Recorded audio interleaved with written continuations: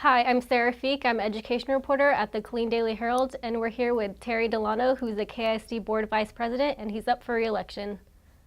So Terry, why do you think you're the best candidate? Well, feel like I've been on the board for 7 years. I think I've got, a track record. I've got some experience on the board, and I think it'll be up to the voters who actually decide who's the best candidate. But I do think I have a track record, and I think I have some, have displayed some votes that I think were the right thing. But it'll be ultimately up to the voters to decide who's the best candidate. That's not really my decision to make, but it'll be up to them. Why did you decide to run again? Actually, when I first got on the board, I was appointed. There was an open seat, and I was appointed to the board, and it was for a 1 year. Actually, I was appointed to the board, and then I had to serve till the next election. Then once that election came, then I had to run for a 1 year unexpired term. So I ran for that unexpired term, and I actually had an opponent, and I did win that election. But I think the reason, I guess my interest was, I'm a concerned citizen. I'm a taxpayer. At that time, I had 2 kids in school. I had a daughter at Harker Heights High School, and I had a son that was going to middle school. So I had kids in school, and I guess over the period of time, I've just learned to just enjoy the district. I love the district, and I think we've got great people there, great administrators, and at the same time, we've got very serious decisions that have to be made. So I guess to answer your question, that initially I was appointed to the board, but I guess the reason to run was just spurned from this desire to make sure that right decisions were being made. And I think for this time, the reason I'm running this time, again, I'm a concerned citizen. Both my kids are out of school now. I just had my son graduated last year. But both my kids are out of school. I just have a deep desire to see the district continue in the direction that it's going, even though we do have some challenges that we're going to be facing in the future.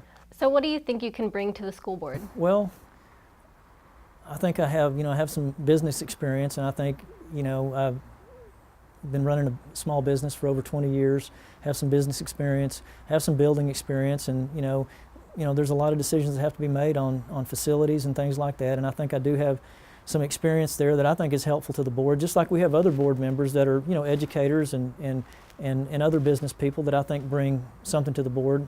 So I guess I've got some experience in business and in building that I think is helpful to the board. What are some of the most important issues that you'd like to see the school board address? Well, I think those just kind of come about. It's something that we really don't pursue necessarily. Those things just kind of come about, but I guess my concern is funding from state and from federal government, and impact aid. We depend heavily on impact aid for our federal funding from Fort Hood. We don't get any property tax for all the homes that are out on Fort Hood, so in return for that we get this this impact aid.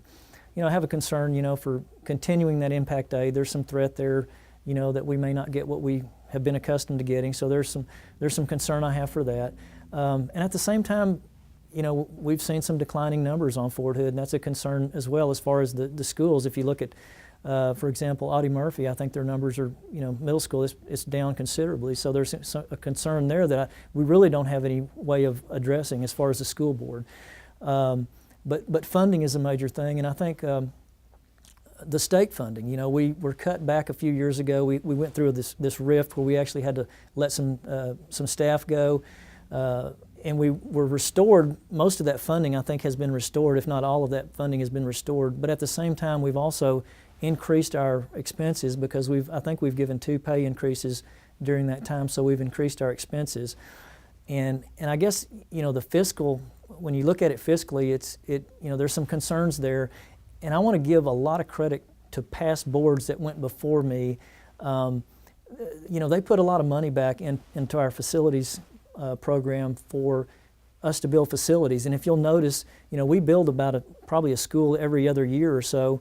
And we've never had, since I've been on the board, we've never had to issue a bond to build those schools, where a lot of districts have to go issue a bond. And I give credit to former school boards that put that money away for us.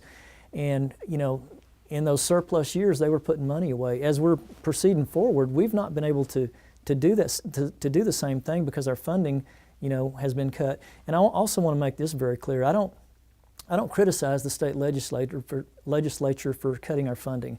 I mean, I'm a state taxpayer too. I'm a local taxpayer, but I'm a state taxpayer. So I don't necessarily, I know a lot of people have criticized the state legislature, but I don't necessarily, I'm not necessarily critical of them because I pay state taxes too. I pay a franchise tax and I pay, we all pay the state sales tax. So I am a taxpayer by the state too. So I think that they had to do, they had to make some hard decisions. So I'm not necessarily, critical of the state legislature for the decisions they've made. But those are the concerns I have. I think the financial concerns are some that I have that will, and I think as the state begins to continue to improve economically, I think we'll see more funding from the state. So, but those are some of my concerns, I guess. Is there anything else you'd like to add about why you think you'd be great for this position? Well, I just think it's important that we have good people on the board, and I'm not trying to say that I'm the only one that can do the job, because this school district's been running before I got here, and it will continue to run with regardless of who's here. But I just try to set a good balance between the taxpayer and the staff and the student. I think there has to be a good balance there. If you go too far in one direction, you can cut things too far, and you can hurt your education. But I want to try to balance those things, and I think I try to listen to teachers and to staff. I enjoy talking to them because there's a lot of times they'll bring me things that I can't really do anything about, but there's a lot of times I get information from them that's very, very important. So I think whoever is on the board, I think we need to listen to our staff, and our administrators are very important, but really where the battle lines are drawn is in this classroom. And so I love to talk to teachers, and I want to know what's going on in their classroom, what's working, how they feel. And so I think that's important, and I think whoever sits on the school board should be talking to the staff, because that's where it's happening, in the classroom. So that's, I guess, about all I have to add as far as that goes. Terry, thanks for joining us for this interview. Well, thanks for having me. I appreciate it. Appreciate the opportunity to talk to you, and it's been a pleasure and quite an honor. Thank you.